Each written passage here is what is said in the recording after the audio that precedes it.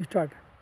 चित्रकूट की नदी यात्रा में हम आपका स्वागत करते हैं और ये बताना चाहते हैं कि आप महसूस कीजिए, सड़क के साथ तो आप चलते हैं, लेकिन आपने नदियों के साथ चलना शायद अवसर नहीं मिला, जाना नहीं। तो आइए, ये जो नदी है इधर दिखा दीजिए। ये पैसुनी नदी थी। पैसुनी नदी के बारे में थोड़ा सा मैं 2 मिनट आपको बताते हुए इधर देखिए, ये कामदगिरि पर्वत है और कामदगिरि पर्वत के बारे में मैं बताऊंगा कि तुलसी ने लिखा है कि कामदगिरि भी राम प्रसादा अवलोकत अपहरत विषादा। चित्रकूट के चित्त को कूटने वाला ये जो यहाँ का वातावरण था वो बहुत ही अद्भुत था। इस कामदगिरि पर्वत से 2 नदियाँ तो मुख्यतः जिनकी हम वर्णन करते हैं, वैसे कई जलधाराएँ थीं, लेकिन पैसुनी एक ऐसी जलधारा थी जो ब्रह्मकुंड ही बगल में है, ब्रह्मकुंड से निकलती थी। और ब्रह्मकुंड माने ब्रह्मा जी का कुंड है। उसके बारे में बहुत ज़्यादा बाद में बताएंगे, ब्रह्मकुंड क्या है, ब्रह्मा जी यहाँ कैसे थे, लेकिन वहाँ से निकलती थी। और कामदगिरि पर्वत के बारे में बताते हैं, ये पर्वत जो है पोला है और यहाँ आदि शक्ति आदि पुरुष की लगातार यहाँ पूजा हो रही है। और कहते हैं कि वहाँ से दूध की धारा जो आकर के ब्रह्मकुंड में आती थी कामदगिरि से, और ये यहीं से होकर के निकलती थी। ये थी पैसुनी। और मैंने अपने बचपन में इसको सदा बहते हुए देखा था, लेकिन आज हम देख रहे हैं कि आइए दिखाते चले कि ये जो पैसुनी है ये पूरी की पूरी मर गई है। अब इसमें पानी नहीं बहता, केवल बरसात का पानी छोड़कर। सरकार ने भी देखिए इसी के बगल में ये सीवर ट्रीटमेंट प्लांट भी इसी के साथ साथ नदी के बगल से बनाए हैं। और इस यात्रा में, नदी यात्रा में आप देखेंगे यहाँ बड़े बड़े टीले थे और इनमें बहुत जंगल था। इस जगह मैं घूम रहा हूँ, इसको अब मैदान कर दिया गया है। और ये देखिए, ये धारा यही किनारे किनारे ये निकलती थी। अभी भी अगर इसको ठीक ढंग से इसको खुदवा के इसके सीमांकन कराकर इसको ठीक किया जाए तो इसमें जल स्रोत निकल सकता है। सवाल है कि नदियों को हमने बचाने का प्रयास नहीं किया। हमने सारा का सारा जो ध्यान केंद्रित किया है वो हमने नदियों को कूड़ा घर की तरह इस्तेमाल किया। इसको बहने वाले जो इसके कारण थे, जंगल, वृक्ष, उन वृक्षों को हमने मार दिया। अब ये कामदगिरि के बारे में भी जो चर्चा भी चल रही है, यहाँ बहुत सारी जो समाज के लोग हैं वो जाते हैं और अब इसकी लकड़ी काट के ला रहे हैं, जो कि पहले ये मान्यता थी कि कामदगिरि पर लोग चढ़ते नहीं थे, लेकिन अब उसमें भी लोग जाते हैं, उसको काट करके ला रहे हैं। ऐसी स्थिति में अगर ये सारा का सारा दोहन, और इधर आइए जरा सा, ये इधर आइए, मैं पैसुनी के किनारे ही चल रहे हैं और मैं कुछ दूर के बाद थोड़ा सा इसको और लाइए इधर। तो इस पैसुनी के महत्व को जानने के लिए हमें तुलसी की जो रामचरितमानस है, वाल्मीकि जो रामायण है, उन पे अगर हम सुनेंगे तब इस पैसुनी का महत्व हमें पता चलेगा। और ये पैसुनी यहाँ पर आप देख रहे हैं, ये किस तरीके से धीरे धीरे सिमटती चली गई।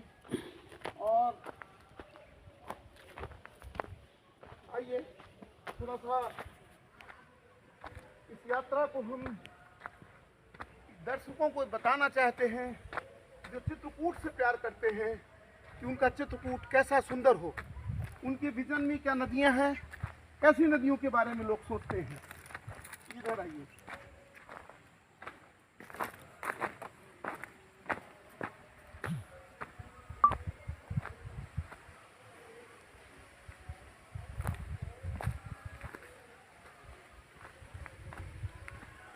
आ जाइए, निकल आइए धीरे धीरे करके। और ये दिखाना ज़रूरी है कि हमने इस विकास यात्रा में, 70 साल की विकास यात्रा में, हमने अपनी प्रकृति को किस तरह से मारा है। और यदि हम भगवान की तुलना, भगवान को परिभाषित करें तो भा का मतलब होता है भूमि, गा का मतलब होता है गगन, वा का मतलब होता है वायु, ना का मतलब नीर, अग्नि। ये सब पंच तत्व जो है वैसी का नाम भगवान है। और ये भगवान को हमने किस तरीके से इसकी पूजा की है।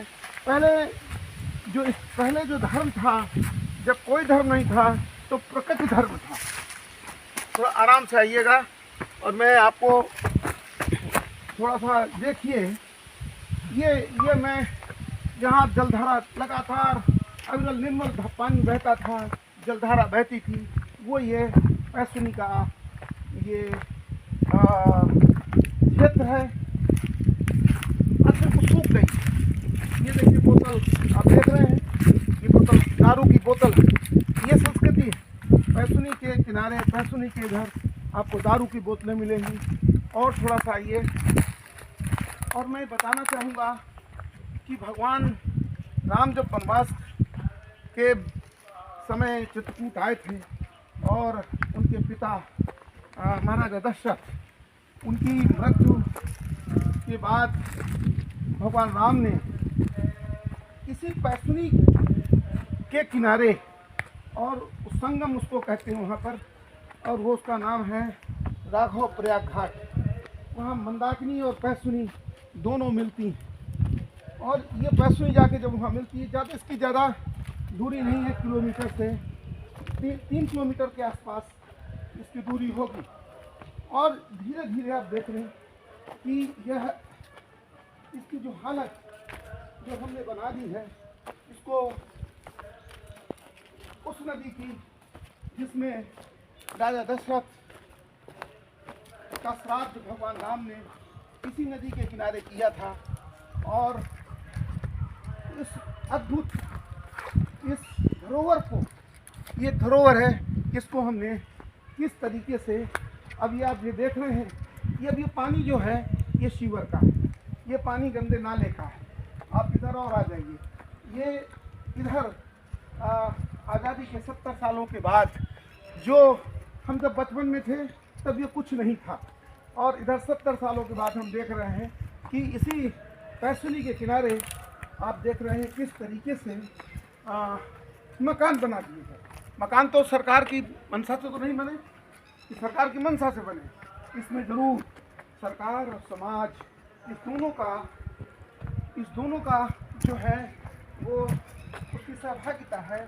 और इस सहभागिता का परिणाम है कि आप ये देखिए, ये मंदाकिनी में, वो पैसुनी में, ये देखिए, ये यहाँ पर आकर के आप देखेंगे कितना सीवर जो है पानी, नालों का पानी, नदियों को उसका टट्टी घर का पानी, सारा का सारा यहाँ। अब ये जो है सीवर और मैला ढोने वाली गाड़ी हमारी पैसुनी बन गई है। हम कैसे चित्रकूट को सुंदर बना सकते हैं जब इसकी जलधाराएँ, आप जब से इसमें ये सूख गई है, बस उसका परिणाम है कि करवी की मंदाकिनी भी धीरे धीरे सूख रही, क्योंकि उसकी जो सहायक नदियां हैं वो समाप्त हो रही हैं। इसके सीमांकन के सवाल थे, आज तक इसके सीमांकन पर सरकार ने कोई बात नहीं की। मैं अनुरोध करूंगा कि इस मुद्दे पर ज़रूर चर्चा हो। इस यात्रा को हम यहीं पर समाप्त करते हैं, हमारी नदी यात्रा को, ये बताते हुए कि हम चित्रकूट के विजन डॉक्यूमेंट में क्या सम्मिलित करें कि चित्रकूट का विजन हमारा कैसा है कि जिसमें नदियाँ सुंदर हों, पर्वत सुंदर हों, और यहाँ पर जो भी तीर्थयात्री आए उसको नैसर्गिक शांति मिले, और यहाँ आध्यात्मिक जो विरासत है चित्रकूट की वो जीवंत हो, पुनर्जीवित हो। चलिए फिर इसको आगे बढ़ाएंगे, नदी यात्राएं समाप्त करते हैं। नमस्कार।